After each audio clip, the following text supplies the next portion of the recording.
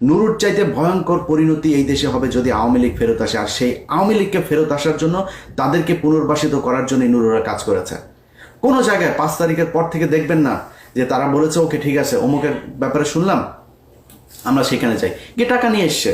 দেশবাসীর জানা দরকার, যেদিন আফ্রিদির সাথে এই যে নতুন করে তার সাথে আমার বাঁধলো কেন শোনেন, আফ্রিদির বাপ যেদিন আটক হলো আমরা সারা রাত জেগে খোঁজ রাখছি কোথায় কি হলো কি হচ্ছে। পুলিশ, সিআইডি, ডিবি মানে আফ্রিদিরে ধরার জন্য তার বন্ধু বান্ধবী এমন কোনো বাসা নেই, সব জায়গায় রেড দিচ্ছে। সারা রাত জেগে তারা কষ্ট করছে। ধরা খাওয়ার পরে নুরুল হক নুরু XYZ পুলিশের এক কর্মকর্তাকে ফোন দেন, ভাই ওনাকে ছেড়ে দেন। সবশেষ যখন তাকে রাখা হয় নুরু তাকে ফোন দিয়ে বলে আপনি কি ছাড়বেন নাকি আমি ঊর্ধ্বতনকে দিয়ে আপনাকে ফোন করাবো। আমি তখন সাথে সাথে জানার পরেই তারে ফোন দিলাম, ফোন দিয়ে বললাম এই পাঞ্চ তুই এরা ই করছিস কেন, এরা ই করলি কিসের জন্য। এরপরে রাশেদ আমারে ফোন দেয়, রাশেদের ফোন আর ধরিনি, তার একটা মেসেজ পাঠালাম, ভয়েস মেসেজ, আপনার এই চোর বাটপার স্যাচরে বলেন যে এখানে আওয়ামী লীগের লোকজনের বাঁচাইতে। তারা এখন ন্যারেটিভ তৈরি করেছে আফ্রিদির বাপ তারা কি যাত্রাবাড়িতে গিয়ে মেরেছে, পাড়ার পো পাড়া তোরে যে শেখ হাসিনা প্রতিটা মামলার যে 1 নম্বর আসামি, শেখ হাসিনা পিস্তল নিয়ে যায় কারো মারছে, মামলা এক্সিকিউট করে প্ল্যানিং করে, এটা আলাদা আলাদা ধারায় তাদের ব্যাপারে শাস্তি হবে। বাংলাদেশের যত কজন আওয়ামী লীগ আছে একদম নিচের শ্রেণীর কর্মী পর্যন্ত প্রতিজন হত্যা মামলার আসামি হবে, যার দায় যতটুকু। সাংবাদিক আসামি হবে, যেই ব্যবসায়ীরা বলেছে যে শেখ হাসিনার পাশে যে 3 তারিখ পর্যন্ত তারা পাশে থাকা, তাদের বিচার হবে, হইতে হবে।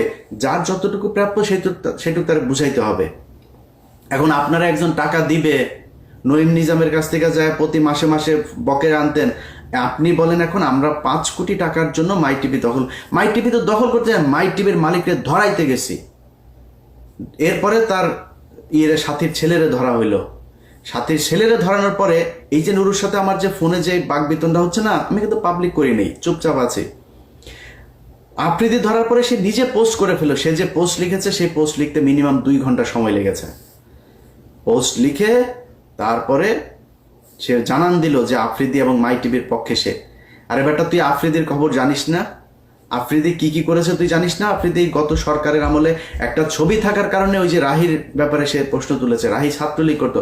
রাহি ছাত্রলীগ যদি নাকি আফ্রিদির পায়ে ধরে যদি রাহি ছাত্রলীগ হয়, রাহি তো বলেছে আমাকে জোর করে ছাত্রলীগ করানো হয়েছে, আমাকে দল করানো হয়েছে, যদি নাও করানো হয়, সে যদি করেও থাকে, তাহলে শেখ হাসিনার পায়ে ধরে যে তুই মাপ চাইলি, শেখ হাসিনার যে তুই মা বললি, তাহলে তুই কি? অতএব হিসাব করতে হবে নুরু ভাই। আপনি বিএনপির যাদের বিরুদ্ধেও এখন কথা বলি, তারা ভাই এই দেশে রাজনীতির জন্য এই দেশে আওয়ামী লীগের বিরুদ্ধে কথা বলতে গিয়ে নির্যাতন সহ্য করেছে। আপনি বিএনপিরে উড়াই ফেলতে পারবেন? বিএনপির লক্ষ লক্ষ মানুষ এই আওয়ামী লীগের বিরুদ্ধে শেষ পর্যন্ত তাদের পক্ষে আসে নাই। জামাত ইসলামের লোক তাদের পক্ষে আসে, জামাত ইসলামের আমিরের পর্যন্ত আমি ছাড়ি নাই। আমার এত সম্মানিত লোক, আমি তারা ছাড়ি নাই। সন্তোষ শর্মাকে তারা দাওয়াত দিয়েছে, আমি সেই জায়গায় যুদ্ধ করি ভাই। আমার নিয়ে এইসব চাঁদামাজি মাদামাজি এগুলি বলে লাভ নেই, আপনি যা মন চায় বলেন। আমি খুব বেশি কষ্ট পাই নাই, কারণ কি জানেন, নুরুর চাইতে ভয়ঙ্কর পরিণতি এই দেশে হবে যদি আওয়ামী লীগ ফেরত আসে। আর সেই আওয়ামী লীগকে ফেরত আসার জন্য তাদেরকে পুনর্বাসিত করার জন্য নুরুরা কাজ করেছে। কোনো জায়গায় 5 তারিখের পর থেকে দেখবেন না যে তারা বলেছে ওকে ঠিক আছে অমুকের ব্যাপারে শুনলাম আমরা সেখানে যাই, গিয়ে টাকা নিয়ে এসছে।